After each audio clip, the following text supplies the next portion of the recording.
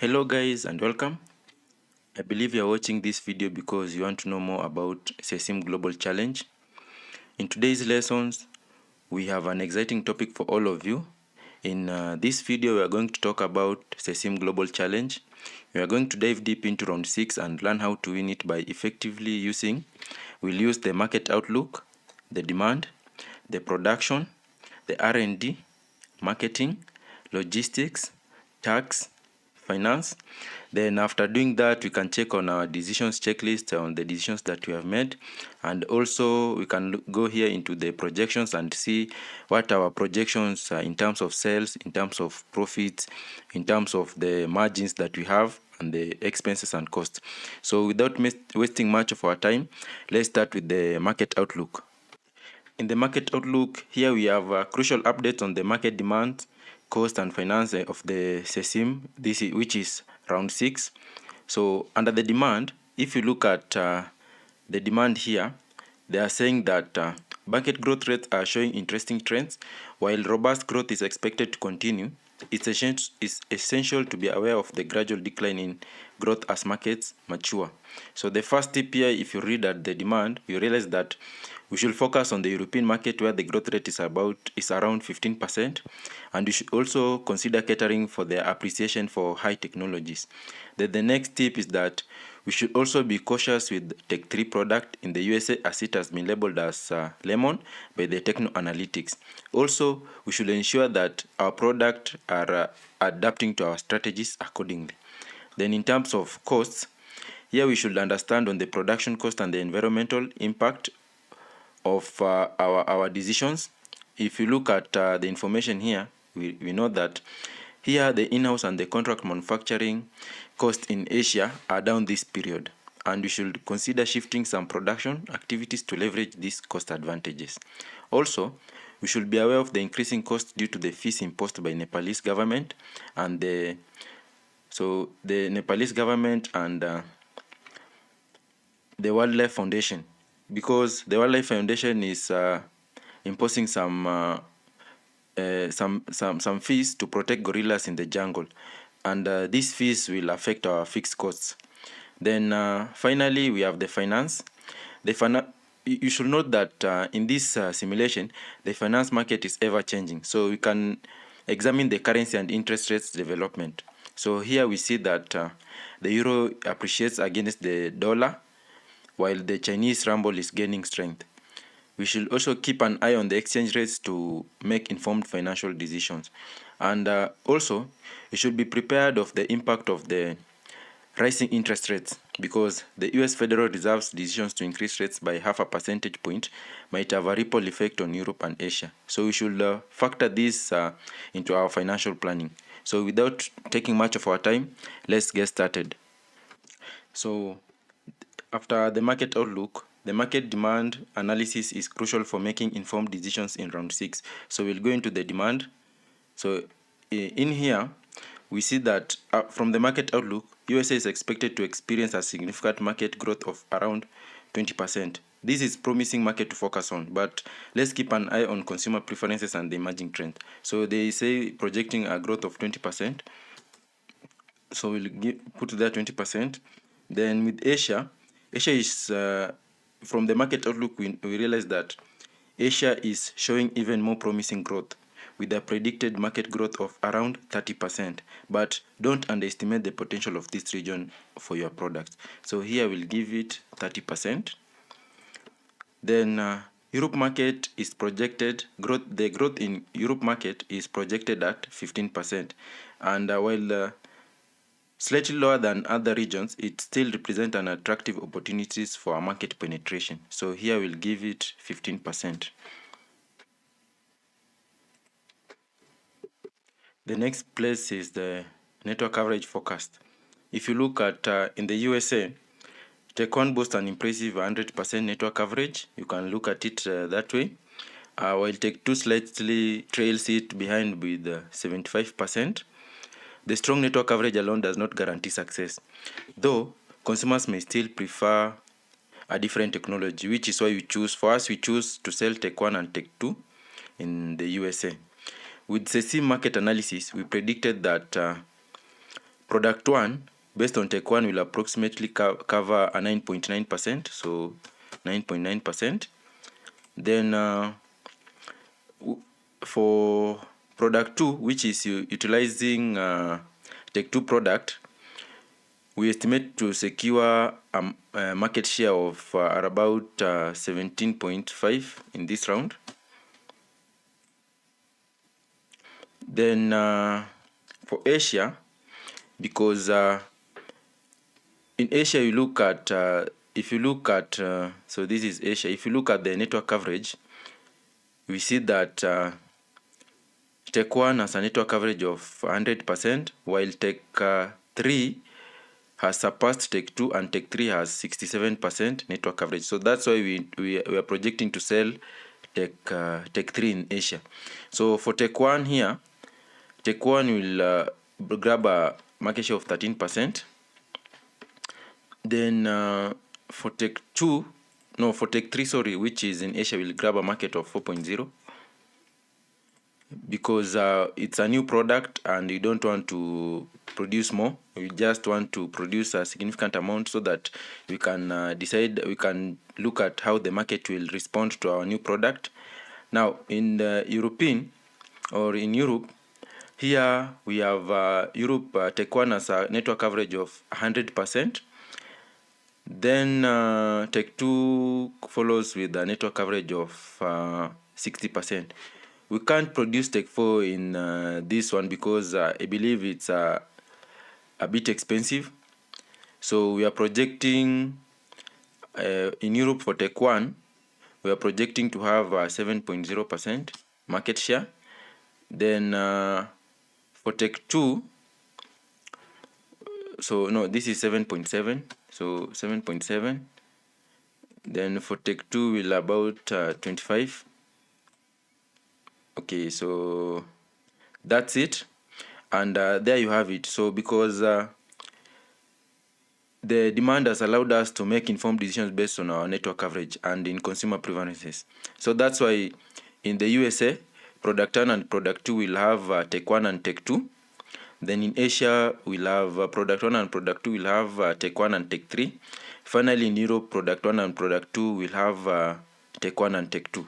So the next thing that we'll do after here is let's go to the R&D and look at the decisions that we have made in the research and development.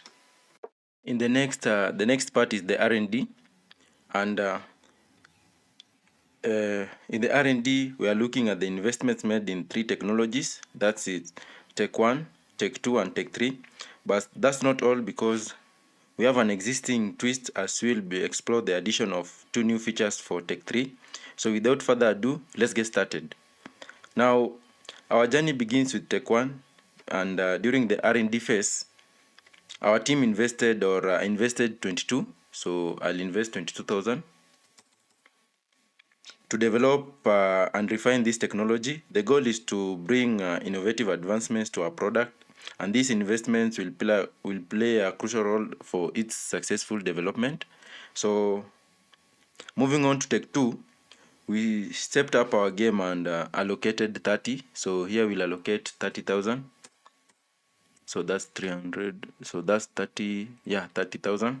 And this technology will promise to enhance our product capabilities even further, and the investment was necessary to ensure its viability and competitiveness in the market. Now, let's talk about Tech 3, because Tech 3 turned out to be an intriguing aspect of this project. So our team invested, so we'll invest 22,000. So here we'll invest 21,000, and this technology has a lot of promise, but what made it stand out is that the 2 new features that we added. So we'll add 2 additional features.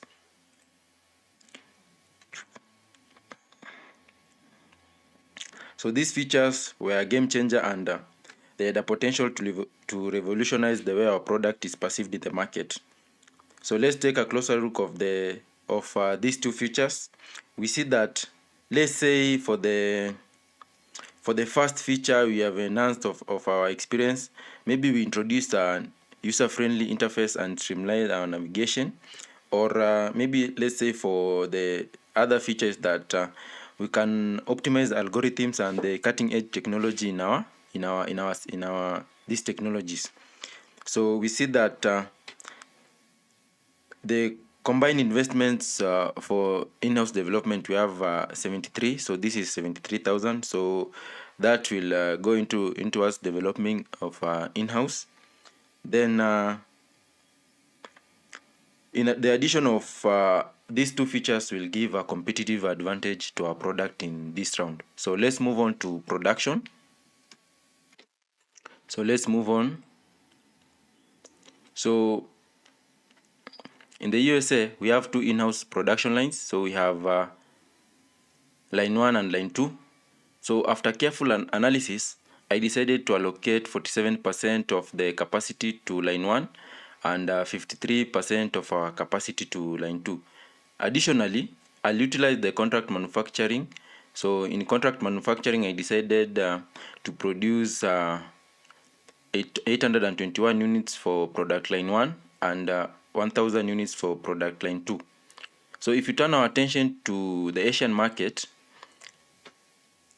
so in the Asian market, we'll allocate 53% of our capacity to product line 1 and 47% of our capacity to product line 2. And for product line 2, it will produce Tech 3 product. Then furthermore, our contract manufacturing for Asia market, it was 1,206 for Tech 1 and 600 units for Tech 3 product. Each new plant will require an investment of, under the investment, after the demand estimates, these are my demand estimates for these 3 products. Then we realized that each new plant will require an investment of, so in USA I had 280,000. Then in Asia I invested 320,000. So with these strategic investments will not only help us meet current demands but also position us for future growth and success, because the aim of this game is to increase sales and increase profits. Then with the CESIM production, we have strategically allocated capacity to meet the varying demands in different regions. We have decided to balance the in-house development and the contract manufacturing, because we can effectively serve our customers while optimizing on the cost. Now the next part is the marketing. So let's move on to marketing. And before we dwell into marketing, so it's better we look at the results for the previous round. So if you look at the marketing reports, so we'll go into the marketing report. Here, the marketing report in the USA, we had a market share of 17.7, and Tech 2 was 43. Then in terms of pricing, we priced our product 1 at 350 and we sold 979 units. That's for Tech 1. Then for Tech 2, we priced it at 450 and we sold 1,720 units. So let's go on to Asia. In the Asia market, here we had a total market share of 24.38 in Tech 1 and 33.30 in Tech 2. And we realized that here we priced our product at 2,000, which is in Asian currency, and we giving it 4 features. Then we sold 4,393 units. Then for Tech 2 here, we sold 3,000. We priced our Tech 2 product at 3,000, giving it 5 features, and we sold 1,794. Then in Europe, here we Tech 1 product had 10.56. Then the market share for Tech 2 product was 39.36. In terms of pricing, our Tech 1 product was priced at 180, and we managed to sell 365, although the demand for the units was 996. Then for Tech 2 here, we priced our product at 220, giving it 5 features. We sold 2,212 units, and the market demand was 300,477. So with that in mind, so let's go to the marketing part and make decisions. So here in the USA, we'll be selling 2 products, that Tech 1 and Tech 2. So for Tech 1, we'll maintain its 5 features, so we are not going to change any 5 features, but we'll reduce the selling price from 350 to 340.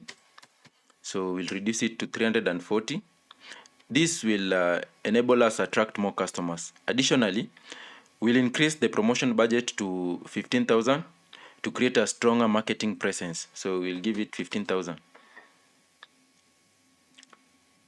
Now, if we shifting our focus to Tech 2, we'll enhance the product by adding 1 feature. So we already know it has 6 features. Now, to reflect the improved offering, we'll raise the selling price to 460. So we'll raise it to 460 and allocate a promotion budget of 20,000. So this will drive the brand awareness. As we move to the Asian market, so the next one is the Asian market. Here, we'll adjust our marketing strategy for Tech 1 and Tech 3. So for Tech 1, we'll enhance its features by increasing them from 4 to 5. So the features will increase them to 5. Then this will help attract more customers. Then we'll set our selling price by 2,100 and allocate a promotion budget of 20,000. So I had already done this, so I can still repeat it, 20,000. This will create a strong presence market. Now let's move on to Tech 3. So since it's a new product, we need to increase the awareness and to achieve this, we'll keep Tech 3 with the 4 features. So I'll give it 4 features. Then positioning, the 4 features will position it as a competitive option and also to boost its visibility, we'll allocate a significant promotional budget of 25,000. So that's why we did 25,000. So this one will increase on our brand awareness and visibility. So the European market, we'll tailor our marketing strategies for Tech 1 and Tech 2. So for Tech 1, we'll maintain its current 5 features. So we'll give it 5 features. So Tech 1 will give it 5 features and set the selling price at still 180. Then the selling price will, the promotion budget will give it 13,000. Now for Tech 2 in Europe, here we'll keep its 5 features intact but slightly increase the selling price to 220 to enhance its value. Then promotion budget will raise it from 12,000 to 15,000. Now you see that by customizing our marketing strategies based on the regional preferences and market conditions, we can enhance our market share in each region.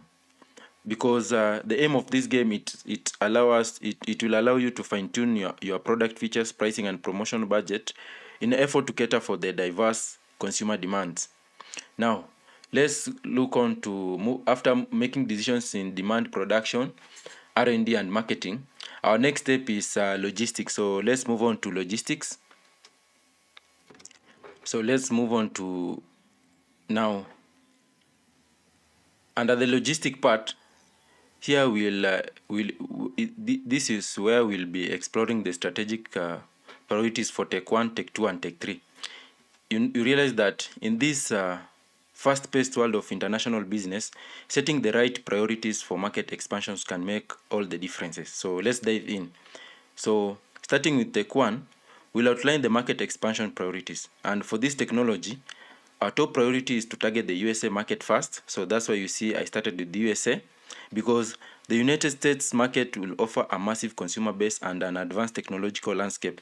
And this will make an ideal launchpad for Tech 1 products.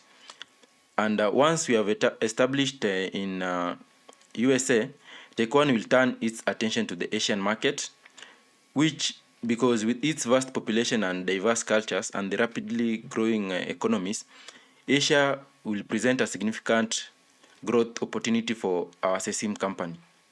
Then lastly, and for Tech1 product in this one, lastly, Europe will come into focus as the third priority market for Tech1, because Europe matures market and tech-savvy consumers make it an attractive destination for the expansion also. Moving on to Tech2, we'll examine on its strategic priorities, and similar to Tech1, Tech2's first priority is to establish a strong presence in the USA market. Following its success in the USA, Tech2 will also set its sights on Asia, and recognizing the region's immense growth and potential aligned with the market expansion strategy for Tech1, because Tech2 will also have Europe as its last final priority market. And by entering the Europe later in the expansion plan, Tech2 can build upon its successes in USA and Asia. Now let's explore the market priorities for Tech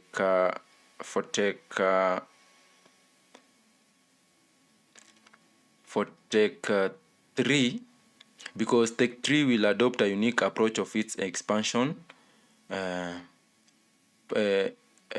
strategy, because for Tech 3, the primary focus is on the Asian market, because as a region known for its rapid technological advancement and the ever-growing demand, targeting the Asia first aligns with Tech 3's strengthened objectiveness. So here, following Asia, Tech 3 will move to Europe. So that's why you see I started with Asia, Europe, then tapping into the continent's diverse market and catering on its demand for innovative logistics solution. Lastly, Tech 3 will USA will become the final priority market for Tech 3, because by entering the USA market last, Tech 3 can leverage on the insights gained from its successes in Asia and Europe and make a strong impact into the USA. So that's why you see I had to do it. Now let's move on to the tax. So we go into the tax, and here we'll set our tax transfer at 1, because the concept, we just have to explore the concept of transfer pricing and its significance for businesses. And this one will be emphasizing the importance of setting transfer pricing at 1, because the transfer pricing will allow companies to manage profits between subsidiaries for various reasons. So here we will not talk much about it, so let's go on to finance. Here in finance, in this section we'll just explore the concept of dividend payment and the impact on raising the shareholder value, because you should know that dividends will play a crucial role in a company's financial strategy, and they are important for rewarding shareholders, because in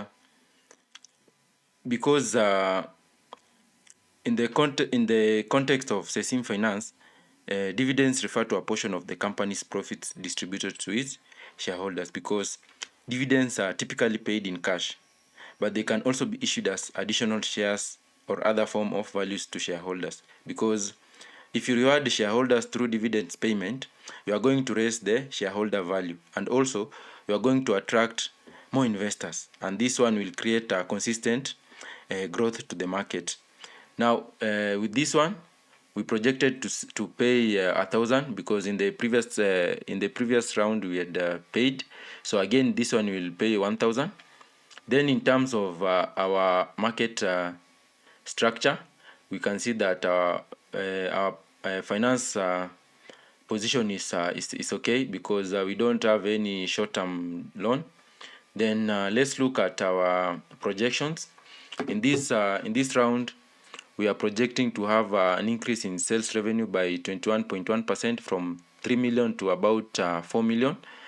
Then also in terms of profits, we are also projecting to have an increase. So that's it for round 6. So let's meet again for round 7. Thank you, and God bless you.